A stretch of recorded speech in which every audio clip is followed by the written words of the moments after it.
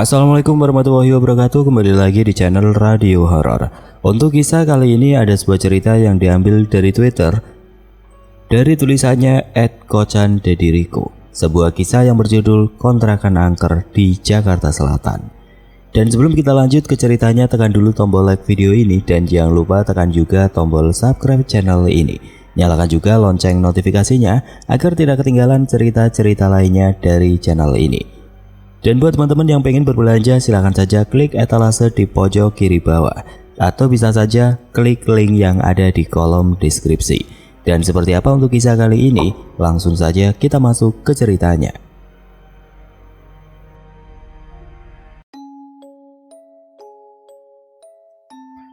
Kejadian ini sebelum pandemi, sekitar tahun 2018-2019. Kontrakannya di daerah Tebet, standar kontrakan saja sih, yang petakan gitu. Dan sebenarnya kontrakan ini sama sekali nggak ada vibe-vibe serem gimana. Sebut saja si orang yang apes ini namanya Tama ya. Nah, Tama udah ngontrak di situ sekitaran 2 tahun. Dia betah karena selain lokasinya deket sama tempat kerja, yang punya kontrakan juga santai. Responsif pula kalau ada apa-apa. Kontrakannya ada 4 kamar. Desainnya kotak gitu, 2 kamar hadap-hadapan, tengahnya buat parkiran. Tadinya full semua, tapi kemudian tinggal Tama doang di situ. Tama juga nggak tahu juga kenapa tiba-tiba banyak yang pindah. Kejadian aneh dimulai ketika Tama baru pulang dari kampung. Dia orang Jogja. Abis jenguk omnya yang sakit katanya. Pas nyampe kontrakan dia ngerasa kayak kontrakannya gelap. Doi kira udah waktunya ganti lampu, tapi pas udah ganti masih saja berasa gelap. Sampai di sini dia masih ngerasa nggak ada yang aneh. Nah, besokannya pas dia mau berangkat kerja, dia baru notice kalau kamar sebelahnya udah ada yang isi. Satu keluarga gitu, sepasang suami istri sama anaknya yang masih balita. Tama ini orangnya lumayan supel, jadi kenalan lah dia sama keluarga ini. Si ibu sama balita lumayan friendly, si bapaknya yang agak jutek. Nah, malam harinya pas Tama lagi mau tidur, dia dengar suara orang kayak bengek gitu, kayak orang susah nafas. Tentu saja Tama nggak mikir aneh-aneh karena so far dia nggak pernah experience kejadian gimana-gimana di kontrakan ini. Jadi dia mikir, oh mungkin si bapak atau ibu itu punya asma. Besokannya pas dia sebelum berangkat kerja, dia basa-basi ke tetangganya. Bapak, saya dulu juga asma kok. Tetangga ini lihat Tama kayak orang gila. Tama akhirnya jelasin kalau dia tadi malam dengar suara orang bengek. Karena dia udah biasa. Tahu nggak sih tetangga bilang apa? Ibunya bilang, saya nggak dengar apa-apa kok mas. Tama agak bingung tapi dia nggak mikirin terlalu pusing karena dia mikirnya mungkin dia salah dengar. Tapi malamnya dia dengar suara orang bengek lagi. Malam itu Tama nyimpulin kalau mungkin si tetangganya Daniel aja. Biasanya pas weekend kontrakan Tama suka jadi base camp teman-teman kerjanya. Selain karena sepi, ya karena Tama santai orangnya. Jumat itu 3 teman Tama seperti biasa nginep dan main-main di situ. Tapi jangan keberisikan ya, soalnya gue ada tetangga baru. Siap, kata temennya. Biasanya kalau mereka ngumpul, teman-teman Tama suka nonton film horor, terus seru-seruan bareng sambil ngebir. Malam itu mereka nonton film horor Jepang, judulnya nggak tahu lupa. Nah, lagi seru-serunya nonton, si temennya yang A nyeletuk. Anjir, kok tiba-tiba jadi bau bunga melati sih? Begitu si A ngomong, semuanya ikutan nyium bau yang sama. Jangan parno penakut loh. Gitu kata si Tama, mencoba menghibur teman-temannya. Tapi baunya ternyata nggak hilang-hilang. Karena teman-teman Tama mulai parno, akhirnya mereka ganti film. Tapi pas ganti film, baunya tetap ada dan malah makin kencang. Akhirnya mereka mutusin buat tidur. Jam 2-an, Tama tiba-tiba dibangunin sama teman-temannya. Mereka mendadak mau pamit balik. Ini random banget karena mereka rumahnya jauh. Tapi mereka ngotot mau balik. Pas ditanya kenapa, nggak ada yang mau jawab. Seninya pas Tama nanya ke teman-temannya kenapa pada balik, mereka nyuruh Tama buat sering-sering sholat. Dari pertama gue masuk santai-santai saja, kenapa gue sekarang harus sholat? Tama bingung. Akhirnya si A cerita kalau kemarin pas nginep dia ngerasa ada orang yang liatin dia dari jendela. Dan pas dia nengok, dia lihat kayak orang tapi badannya hitam semua. Dia cuma bisa ngelihat matanya putih dan melotot kayak marah. Ah, mimpi kali lo. Tama masih berusaha positive thinking karena so far dia nggak pernah ngalamin hal beginian di kontrakannya. Mana mungkin ada kontrakan tiba-tiba angker. Ajaib banget. Gue juga lihat, kata temennya si B. Tapi si temennya B nggak lihat si makhluk hitam itu di jendela luar.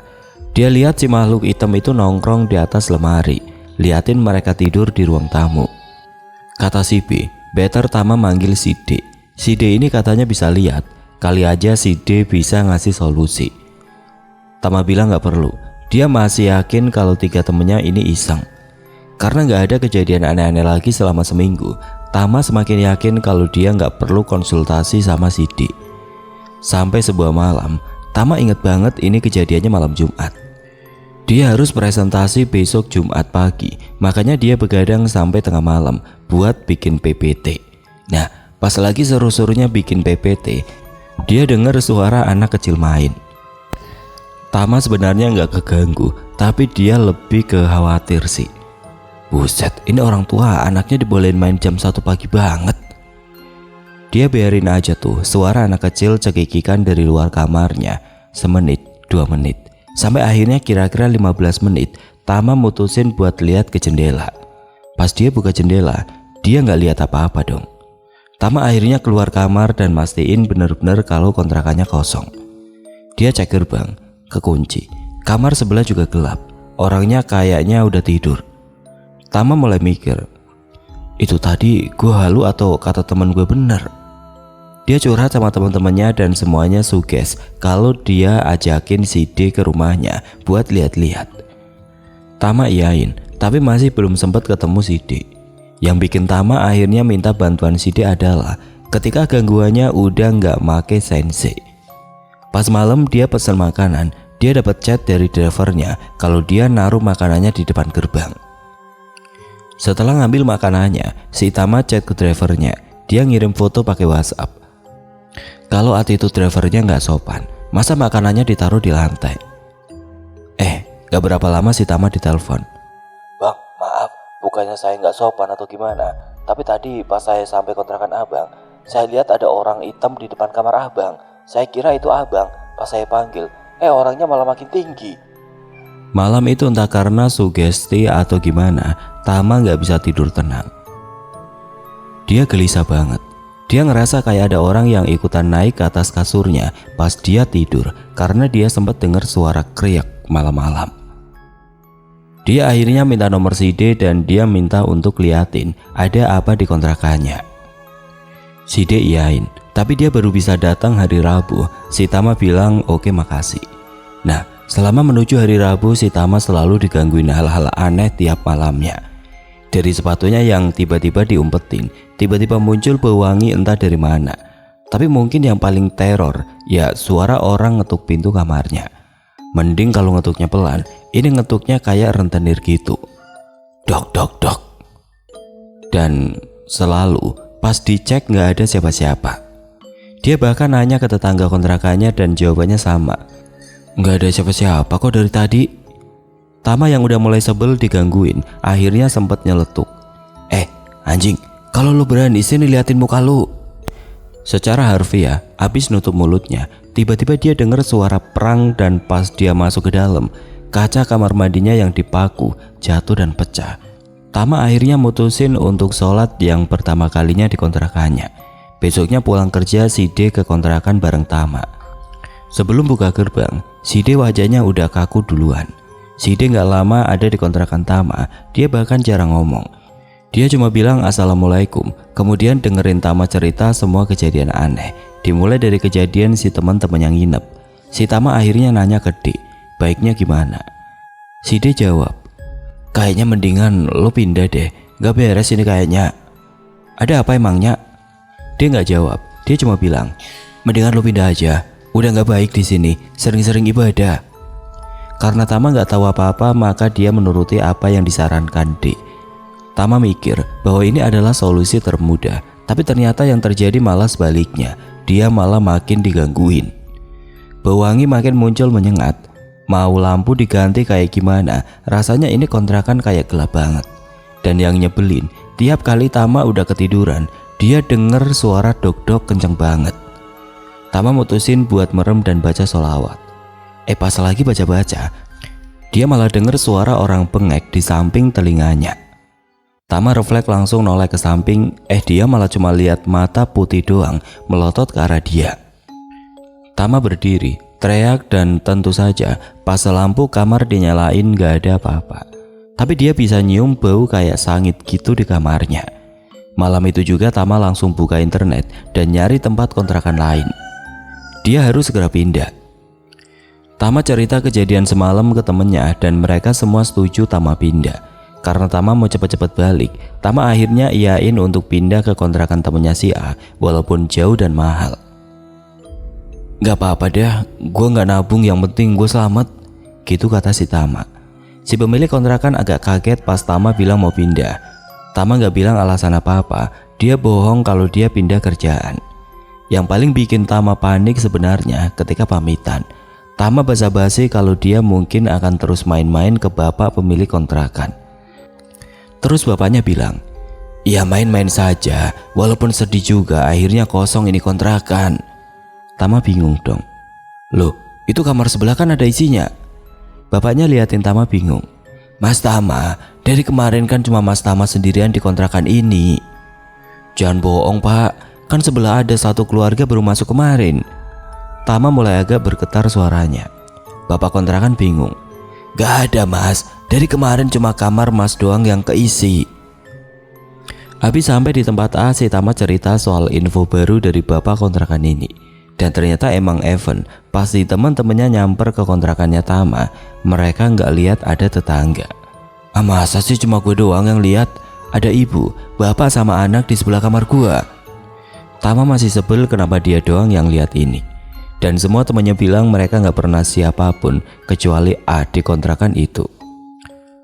2 minggu si Tama pindah ke tempat barunya, dia kembali tenang. Semuanya seperti balik ke normal. Nggak ada suara orang bengek, nggak ada gedoran pintu, nggak ada sosok hitam entah siapa. Sampai kemudian ART di tempat baru bilang ke Tama kalau dia dicariin sama orang. Pas Tama tanya siapa, kata ART, orangnya nggak kasih nama. Kebetulan karena kerjaan Tama lumayan sibuk, dia nggak mikirin serius soal ini. Tapi setelah 3 kali ART bilang hal yang sama, si Tama mulai kepo. Apalagi setelah ditelisik kalau orang ini selalu nyariin Tama jam-jam abis maghrib. "Orangnya nggak pernah mau masuk loh mas, tiap kali saya bilang tunggu di dalam aja." Lanjut ART-nya. "Deskripsinya kayak apa mbak?" "Orangnya tinggi, agak besar, kulitnya coklat tua, agak galak gitu mukanya, jutek. Mas Tama punya utang, jangan-jangan itu debt collector," kata si ART. Sementara si A ngakak, si Tama agak merinding. Karena yang dideskripsikan mbaknya sama persis dengan si bapak-bapak yang kemarin ngontrak di sampingnya. Si Tama mutusin untuk gak cerita ini karena dia gak mau diusir A kalau dia tahu bahwa makhluk ini nyariin dia. Tapi diam-diam dia mulai lebih sering ibadah di kamarnya. Nah, semakin sering si A sholat dan baca-baca doa di kamarnya, semakin sering pula kejadian aneh terjadi di tempat baru ini. Hampir semua penghuni tempat ini nyium bau sangit dari kamar si Tama. "Lu bakar apaan sih di kamar?" tanya A mulai terganggu. "Nggak bakar apa-apa gua. Bau banget loh kamar lu dari luar." Sementara warga lain mencium bau sangit, Tama dengar lagi suara bengek itu. Tama baru saja merem pas dia dengar suara orang sesak nafas. Yang nyebelin, suaranya makin lama makin dekat. Tama yang udah mulai jiper, nyalain lampu kamarnya. Pas dia merem, ada kayak yang nafas di samping telinganya. Dan dia nyium bau kayak kebakar, kenceng banget kayak seolah-olah ada yang bakar sate di kamar itu. Tama akhirnya pindah dan tidur di kamarnya A. A nggak nanya apa-apa, dia kayaknya udah tahu kalau Tama diganggu. Paginya A nyariin si Tama untuk diruqyah atau diterawang, karena sekarang masalahnya kayaknya bukan di kontrakan, tapi Tamanya sendiri. Lu pernah salah apa sama orang sampai diganggu kayak gini? Si A nanya serius. Buset, gue anaknya kan lempeng-lempeng aja. Si A tahu kalau Tama ngomong jujur karena sepanjang kenal Tama, ini orang lurus banget hidupnya. Selama 2 tahun dia kenal Tama, Tama gak pernah sekalipun jahat. Bahkan pas abis putus sama pacar terakhirnya karena diselingkuhin, Tama minta putusnya juga baik-baik. Akhirnya Tama setuju untuk nanya apakah D bisa membantu. Tapi belum sempet halo-halo si D, Tama disuruh balik pulang karena omnya meninggal dunia. Oh, dan disinilah gong semua teror. Kalau ini film, klimaksnya di sini. Tama gak pernah cerita soal hal ini karena menurutnya ini aib. Bapaknya meninggal bunuh diri. Nah, omnya juga sama. Yang bikin Tama penasaran adalah sebelum meninggal, baik bapak dan omnya melakukan hal-hal aneh yang sama. 40 hari sebelum meninggal mereka sama-sama sakit mendadak. Habis itu mereka suka teriak-teriak sendiri. Karena kebetulan yang terlalu gak make nalar, malam itu habis yasinan Tama nanya ke keluarganya, ada apa sih yang terjadi di keluarga ini? Kok bisa-bisanya ini kejadian? Tama mungkin udah mau kepala 3. Tapi di antara anggota keluarganya yang lain, dia masih dianggap bocah. Jadi pertanyaan dia sama sekali enggak dijawab. Yang ada dia malah dimarahin. Udahlah, didoain yang baik-baik aja, gitu kata tantenya. Tama bete, tapi dia nggak protes. Dia mutusin buat nongkrong sama tetangga-tetangga. Tadinya Tama diwawancarai soal gimana rasanya kerja di ibu kota sama gimana keadaan Jogja sekarang. Tapi kelama-kelamaan obrolannya pindah ke topik si Om. Si salah satu tetangganya nyeletuk bahwa bapaknya Tama, omnya Tama punya satu teman deket. Dulu mereka selalu bareng. Si E itu sing paling tahu bapaknya karo pademu lo. Kalau Tama pengen tahu apapun soal mereka, baiknya Tama nanya sama si E. Besoknya Tama coba nyari tahu di mana si E karena dia udah kepalang kepo dengan misteri kematian bapak sama omnya. Di kepala Tama mungkin ini ada hubungannya sama teror yang menimpa di Jakarta. Tama berhasil nemuin rumah si E. Di sana dia disambut sama istrinya. Tapi ini yang bikin Tama makin pusing. Si E juga baru saja meninggal seminggu yang lalu. Dan seperti bapak dan omnya, si E juga bunuh diri. Tama gak berani nanya ke ibu atau tantenya soal bapak atau omnya, meskipun dia penasaran. Apakah mereka ngelmu atau mereka punya rahasia lain? Apakah dia ada hubungannya dengan orang bengek yang mengganggu hidupnya? Malam itu si D WhatsApp Tama random. Dia nanya kabar Tama. Tama akhirnya telepon dan cerita semuanya. Selesai cerita, si D nyuruh Tama ngelakuin sesuatu. Tama disuruh tidur pakai pakaian bapaknya di atas tikar tanpa kasur. Abis itu si D ngasih kayak bacaan yang mesti dibaca Tama sebelum tidur. Malam itu Tama kayak dapet wangsit.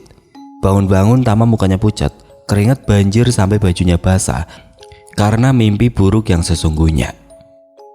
Di mimpinya dia lihat bapaknya, Om sama si E kayak ada di sebuah rumah. Terus abis itu dia dengar suara perempuan nangis kenceng banget. Pas dia cerita deskripsi rumahnya ke ibunya, ibunya juga nggak tahu itu rumah apaan. Temannya bapakmu paling, gitu kata ibunya. Malamnya habis yasinan dia nanya-nanya ke tetangga soal rumah yang ada dalam mimpinya. Sekali lagi jalan buntu, nggak ada jawaban. Malam itu Tama diminta tidur di rumah tantenya. Tama tidur di kamar deket dapur karena semua ruangan keisi. Jam 1:30 Tama kebangun karena dia dengerin suara bengek lagi. Tadinya dia kira suara tantenya yang memang terkenal kenceng ngoroknya, tapi ternyata bukan. Tama duduk di kasur dan konsentrasi dengan suara yang ada di rumah. Demi apapun dia bisa dengerin suara bengek itu makin lama makin kedengeran kenceng. Tama udah merinding banget dan ngelepasin selimutnya. Terus tiba-tiba dari samping telinganya. Tama langsung kabur dari kamar dan keluar rumah. Dia ngambil rokok dan nyebat. Walaupun Tama udah berhenti ngerokok, tapi malam ini dia ngerasa nikotin akan bikin dia tenang. Rumah tantenya Tama kebetulan ada di kampung yang bergang gitu. Dan kebetulan rumah tante Tama ada di nomor 2 sebelum jalan buntu. Pas dia lagi ngerokok, dia tiba-tiba ngerasa aneh. Kok malam ini gak ada suara sama sekali ya? Biasanya bahkan jam 1 pagi kedengeran kan suara angin, suara motor dari jalan, suara TV tetangga. Tapi itu malam Tama nggak bisa denger apa-apa, udah kayak di luar angkasa. Lagi diem-diemnya konsentrasi mikir kok bisa-bisanya kupingnya kayak budek. Tama dengar suara orang sholawatan. Gak lama kemudian dia liatin sekelompok orang lewat, bawa keranda mayat. Ia jalan menuju ke arah jalan buntu. La ilaha illallah. Kedengaran banget di tengah-tengah kesunyian. Tama diem, dia bingung banget. Siapa yang meninggal? Adalah pertanyaan pertama. Kenapa pagi-pagi buta gini di kuburnya? Adalah pertanyaan kedua. Begitu sadar kalau arah pembawa keranda mayat tadi ke arah jalan buntu, Tama kayak nggak bisa gerak. Bangun-bangun dia ditanyain sama tantenya kenapa dia tidur di teras. Tama bahkan nggak ingat kapan dia pindah dari tempat dia berdiri. Dia kemudian nanya apakah kemarin ada tetangga tantenya yang meninggal, yang tentu saja jawabannya tidak ada. Tama ditawarin lagi buat nginep di rumah tantenya, tapi dia tolak karena dia masih keingat kejadian semalam. Malam harinya Tama tidur di kamarnya yang lama. Saking malesnya nginget kejadian semalam, Tama bahkan minum obat batuk supaya ketiduran. Sebelnya, Tama sama sekali nggak bisa tidur. Matanya malah menyala, Tama maksain buat merem. Kayak sekitaran 15 menit kemudian dia mulai dengar suara-suara. Tadinya jauh, tapi makin lama makin deket. Dan pas deket, Tama merinding banget. Dia dengar La ilaha illallah, kencang banget. Kemudian dia dengar suara ceklik dan suara itu masuk ke kamarnya. Tama gak berani buka matanya, tapi dia ngerasain banget ada orang rame banget di kamarnya. Rasanya kayak lama banget, tapi akhirnya suara itu ngilang. Tapi pas buka mata, dia lihat keranda mayat di depan kasurnya. Tama teriak seada-adanya yang bikin ibunya bangun. Pas Tama jelasin semuanya, ibunya malah nangis. Jangan seperti bapakmu dong nak, kata ibunya. Ternyata sebelum bapaknya bunuh diri, bapaknya mengalami hal yang sama. Begitu juga omnya, dan mungkin juga si E. Pagi-pagi si Tama langsung curhat sama si D. Kata si D, Tama harus ngelakuin hal yang kemarin. Tama harus lebih niat kalau dia mau tahu apa yang sebenarnya terjadi. Tama udah pakai baju bapaknya, tidur di tikar dan baca-baca doa. Malam itu visual dalam mimpinya lebih jelas dari sebelumnya. Dan bener kata si D di WhatsApp, lo kayaknya gak akan suka dengan jawaban yang akan lo cari. Di mimpinya Tama ngeliat omnya masukin uang, surat-surat dan kayak beberapa perhiasan di sebuah tas. Kemudian dia lihat si E bawa jerigen putih dan dia siram-siramin ke tembok. Yang terakhir dan ini yang horor, dia ngelihat keluarga yang Tama kira tetangga baru di kontrakannya kemarin. Si ibu meluk anaknya, si bapaknya nangis sambil bilang ke Tama. Yang dalam mimpinya entah kenapa dia jadi bapaknya. Uripmu gak bakalan tenang. Habis itu Tama ngeliat om sama si E dan dia jalan menjauh dari rumah kebakar. Bangun-bangun Tama muntah banyak banget. Bahkan meskipun udah bangun 100%, dia masih bisa nyium bau daging kebakar di hidungnya. Setelah dikerokin sama ibunya, Tama akhirnya nanya serius ke ibunya. Dulu kan kata ibu, kita susah, tapi kenapa tiba-tiba bapak punya modal bikin toko? Duitnya dari mana? Ibunya kaget, kenapa Tama nanya begitu? Tama ngotot nanya, ibunya juga nggak tahu, bapaknya nggak pernah cerita. Tapi emang suatu hari katanya bapaknya pulang bawa uang, dipinjemin temen buat modal. Tama nanya lagi, emangnya ibu nggak curiga? Siapa coba zaman itu tiba-tiba random minjemin duit yang cukup buat bikin toko? Ibunya nggak bisa jawab, tapi dia nanya lagi ke Tama. Kenapa sih nak? Tama akhirnya cerita semuanya ke ibunya. Dari tetangga misterius, suara orang bengek sampai kejadian tadi malam. Dengar ini ibunya langsung nangis. Habis itu dia minta Tama untuk nggak balik ke Jakarta. Dia nggak mau Tama jadi kayak bapaknya. Tama bingung juga mau gimana. Malamnya setelah yasinan di rumah tantenya, dia iseng ngobrol sama orang-orang. Di obrolan itu kesebutan nama satu orang yang asing. Tama nanya, siapa dia? Kata tantenya dulunya omnya punya temen yang meninggal kebakaran. Tama nanya apakah si tante ingat di mana rumah orang itu. Tante Tama bingung, kenapa Tama ngotot. Tadinya Tama mau cerita soal mimpinya, tapi ibunya ngelarang Tama cerita. Tapi Tama dikasih tahu alamatnya. Kalau nggak salah di sini. Tama sebenarnya udah tahu dia mau ngapain, tapi dia butuh konfirmasi dari D kalau yang dilakukannya benar. Dan firasatnya benar, kata si D, Tama perlu minta maaf atas bapaknya. Besokannya Tama ngelihat gedung baru di alamat yang dimaksud. Dia ngabisin seharian buat ngetukin rumah satu-satu dan nanya apakah ada yang kenal sama saudara yang rumahnya dulu pernah kebakaran. Aksi Tama lumayan bikin daerah situ agak heboh karena ngotot banget nanya. Tapi akhirnya dia cuma bilang mau nyekar. Tama akhirnya diberi alamat. Nggak janji yo mas kalau saudaranya masih tinggal di situ, kata orangnya. Alamat rumahnya di Muntilan dan si Tama udah kepalang tanggung nyamperin alamat rumah tersebut. Alamat tersebut ternyata nggak salah. Dia ketemu sama adiknya si bapak yang ada di mimpinya itu. Si adik kaget kenapa Tama mau ketemu. Tama cerita kalau dia kayaknya butuh nyekar. Saya didatengin kakaknya sampean, Mbak, kata Tama. Anda siapa? Tanya orang itu. Tama bingung, tapi dia mutusin jawab. Saya anaknya F.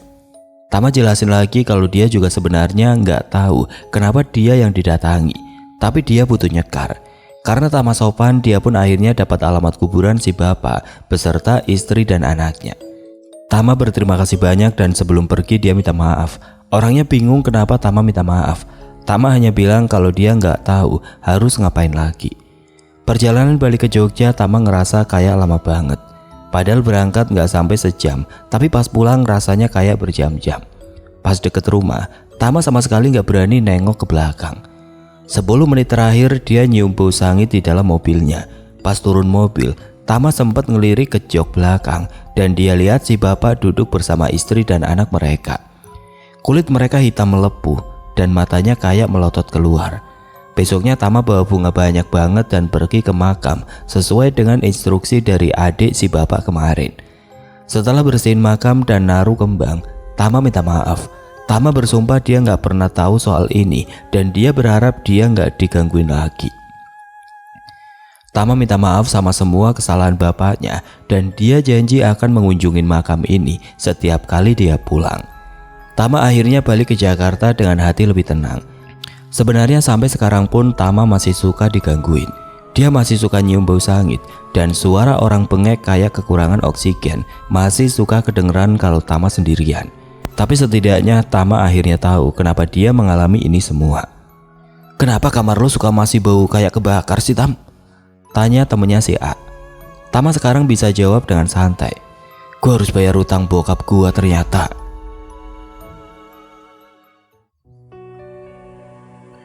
Oke teman-teman, sekian untuk kisah kali ini. Bagaimana menurut kalian tentang kisah ini? Tulis komentar kalian di kolom komentar. Dan buat teman-teman yang baru bergabung, jangan lupa untuk like, komen, share, serta subscribe channel ini.